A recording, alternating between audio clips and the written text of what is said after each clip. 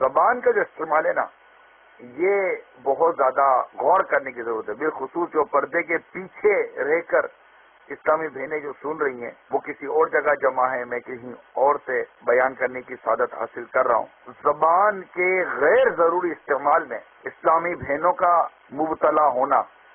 یہ زیادہ ہے بامقابلہ اسلامی بھائیوں کے۔ لہٰذا اگر زبان کی احتیاطوں کا ذہن بن گیا نا کہ میں نے اس زبان کو بھی احتیاط کے ساتھ استعمال کرنا ہے کہ کل بروز قیامت کہیں یہ زبان مجھے جہنم کی آگ میں نہ ڈال دے۔ سرکار مدینہ صلی اللہ تعالی علیہ وآلہ وسلم نے فرمایا، جو شخص مسلمان پر کوئی بات کہے اس سے مقصود عیب لگانا ہو، اللہ تعالیٰ اس کو پول صراط پر روکے گا جب تک اس چیز سے نہ نکلے جو اس نے کہی۔ تو کسی پر عیب لگانا یہ کتنی خطرناک بات ہوئی، یہ کیا زبان کی بے احتیاطی۔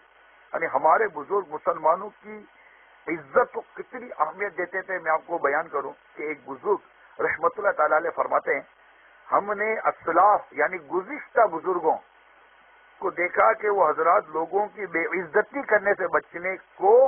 نماز روزے سے بڑھ کر عبادت تصور کرتے تھے کہ زبان کا قفل مدینہ لگائے کہ زبان سے گناہوں بھری گفتگو نہ کرے، دل آزاری نہ کرے، غیبت نہ کرے، چگلی نہ کرے، مسلمانوں کی بلا اجازت شرعی دل آزاری نہ کرے، ماں باپ کو تکلیف نہ پہنچائے، اگر بیوی ہے تو اپنے شوہر کا ادب کرے، اپنے شوہر کا احترام کرے، اپنے شوہر کی عزت کرے، اپنے شوہر کے آگے زبان درازی نہ کرے، اپنے شوہر کے آگے بدتمیزی نہ کرے، اپنے شوہر کو ناراض نہ کرے۔ آپ بولیں گے کہ شوہر ستاتا ہے، اس کا رب کا معاملہ ہے، آپ شوہر کی فرما برداری کر کے جنت کا راستہ لو نا۔ آپ کو کس نے کہا کہ اگر شوہر ستاتا ہے یا شوہر مطلب ظلم کرتا ہے یا شوہر زیادتی کرتا ہے تو آپ بدلے میں شوہر کو تکلیف پہنچائیں، شوہر کو اذیت دیں، شوہر کو آپ چار باتیں سنائیں، شوہر کو تنقید کریں، شوہر پر تانا دیں، معاذ اللہ شوہر کی غیبت کریں، شوہر سے اپنے بچوں کے ابو کی، ہمارے دعوت اسلامی میں بچوں کے ابو ہمارے، لیکن ہسبینڈ شوہر بچوں کے ابو، تو آپ اپنے بچوں کے ابو کی غیبت کریں، اپنے بچوں کے ابو کا عیب بیان کریں۔ معاذ اللہ بعض ایسی نادان اسلامی بہنیں ہوتی ہیں کہ باباؤں کے پاس چلی جاتی ہیں، بلیک بابا ہوتے ہیں، وہ کالے بابا،